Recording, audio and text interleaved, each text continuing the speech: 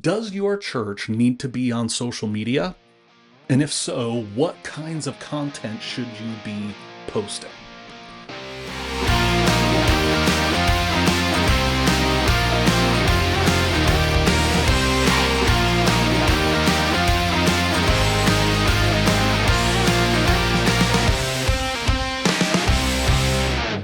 Does your church need to be on social media? And if so, what kinds of content should you be posting?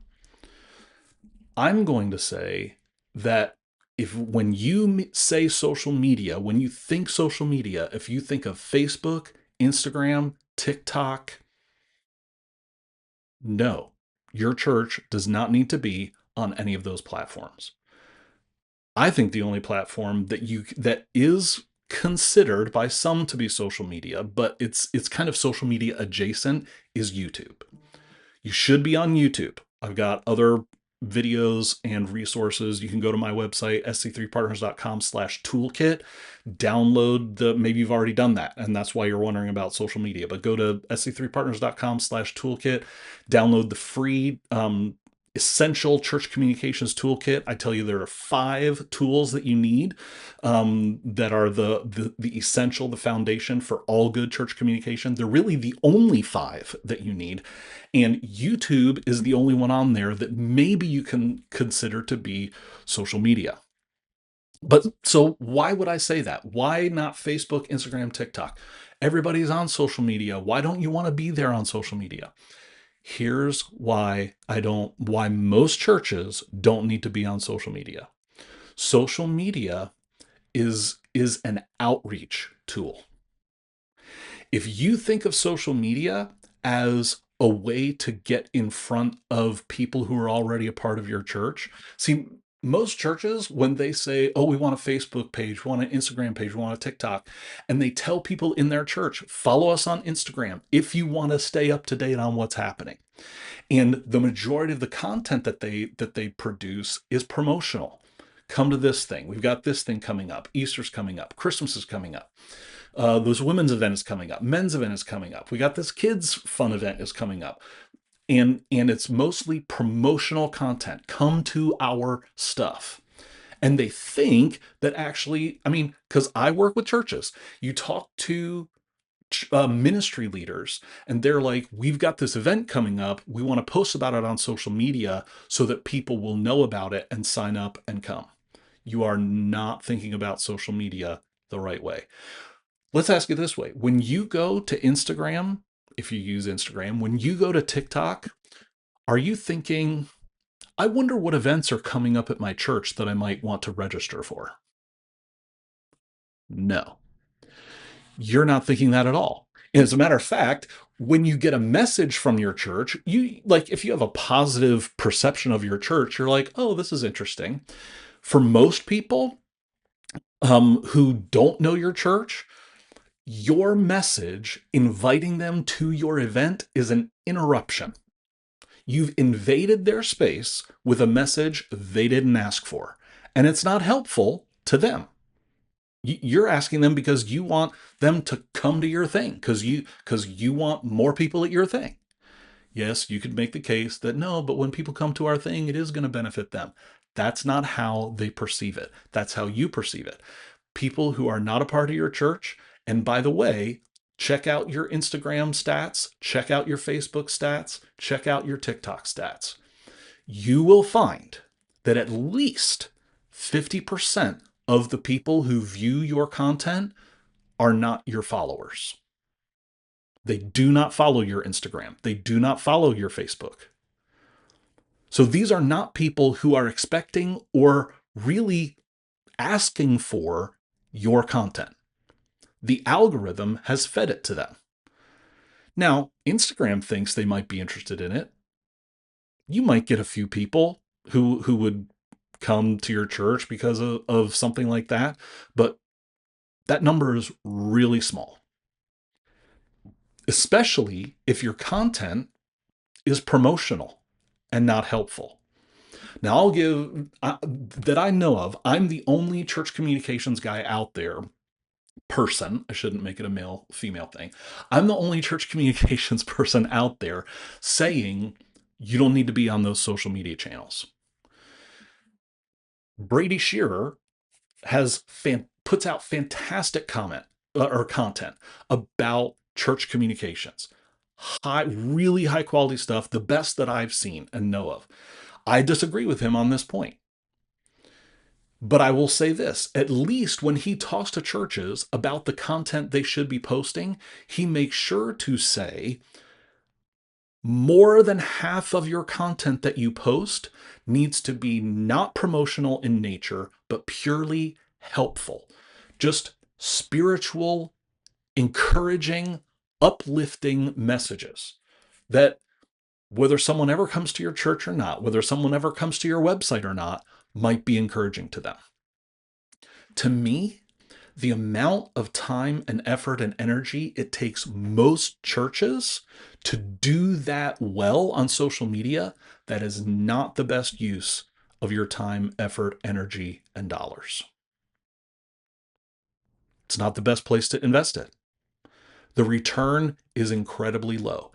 The only churches and the only church leaders who should spend a lot of time on social media are ones who are really trying to build a platform beyond just their local church. And some churches, that's an amazing and huge part of their ministry, right? And so I'm not talking bad about them.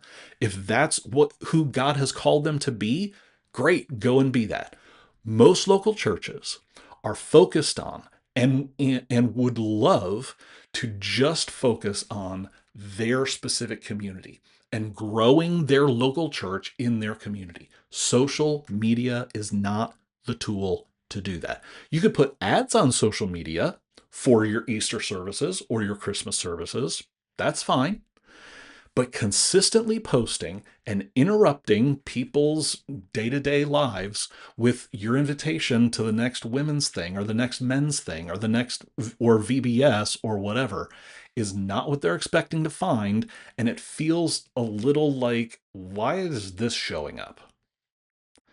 I would rather have you focus your church's effort, energy, and resources on building up the people who are a part of your church and encouraging them to be the ones who are reaching out to the people in their spheres of influence.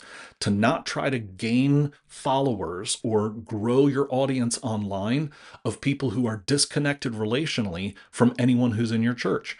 I want people who are connected relationally within your church to invite. Every study for as long as these studies have been done, the way the Church of Jesus has grown over the past 2,000 years is one person to one person. One person inviting a person. One person inviting a person. That's how local churches grow. Inviting. So, how are you helping people to invite? That should be the question. And when you look at Facebook and when you look at Instagram and when you look at TikTok, their algorithms, and this is a change now because Facebook didn't start this way when it started back in 2008. Yes, that's true, by the way. Facebook launched in 2008. In 2008, when you went to Facebook and on your Facebook feed, you saw the posts of your friends. That is no longer the case. Have you noticed, right? You see a few posts from your friends or organizations or whatever that you've chosen to follow, but mostly you're seeing what the algorithm feeds you. Content that you similar to anything you've engaged with in the past. So by the way, when you get weird content that shows up on your feed, your first question should be, what have I spent time doing, spent time looking at online, or spent time looking at on Instagram or Facebook or TikTok that made the algorithm think that's what I would want to see? It's kind of rough. That's more of a personal discipleship thing, but I give you that tip for free. So, as a church, I don't think you need to be on social media. I think you need to be on YouTube because you can stream your services there. You can also use YouTube strategically as a tool. That's where you can upload videos that you want to be able to email to people in your church. to encourage them, to invite, that kind of thing. There are other ways and other tools that you can give people to help them to invite. But being on social media takes a lot of time to do it really well, takes a lot of effort, takes a lot of resources. And I think for most local churches, there are better ways to spend that money. So that's why, for me, when I put together the church communications playbook, social media is not one of my top 5 essential church communication tools. I think there are better ways to invest your time, effort, and energy. Because remember, it's really difficult to move people beyond Sunday, to have your church be more than just a content engine. And honestly, that's what you have to be if you want to be on social media. And I think when you do that, you're reinforcing content culture, which reinforces consumer culture. And those are the forces that you need to subvert and work against, because content culture, consumer culture is all about being entertaining. You got to be entertaining, educating, or enraging. That's how you win the content game. And guess what? You're never going to compete in the content game. You're a great preacher. I'm not saying you're not a great preacher, but people can see the greatest preachers in the world anytime they want. And no offense, if you're watching this video, you're not one of the greatest preachers in the world. Sorry if that was a difficult look in the mirror, but you're never going to win the content game. Don't try to compete in the content game. You need to build a local community. You need to, when people come on Sunday because they've been invited by someone who's already there, when people come on Sunday because they've been invited, how do you communicate with them in such a way that invites them to move beyond that attendance, to move beyond this consumer content culture mindset that we've all been discipled into, and say, how can you live a better life that isn't based on what you can purchase to solve your problem? And it's not based on content that you can consume that's just going to be entertaining or educating or enraging, but how can you invite people into a better way of life? The life that is only offered to us through Jesus and through following him. And you're not going to do that through 60-second messages on Instagram or TikTok. I don't think that you are. You have to engage them personally, in person, live. You have to invite them then to deeper engagement in the community, get them into a group, get them into a study, get them into serving, get them giving. All of those things are not just things to increase your numbers. It's because when people engage with those things, it increases the correlation to their experience of the life of God every day. And that only happens when we invite them beyond Sunday, when we invite them beyond this consumer content culture and into a life of following Jesus. So that's why I don't think you need social media as a church. I think you need to be on YouTube, because you can use video to do a lot of things. You can use video to connect directly with people who are already a part of your church and invite them into deeper connection. You can find out more. You can download the toolkit that I mentioned at sc3partners.com/toolkit. That's the essentials, the church. What do I call it? Church Communications Essential Toolkit. It's got such a wonderful name. sc3partners.com/toolkit, completely free. Plus, you get a video like this from me every week on my latest thoughts on how you can move people beyond Sunday. Because when you move people beyond Sunday, you end up moving your church's impact beyond Sunday and into every day. And that's what I want for you.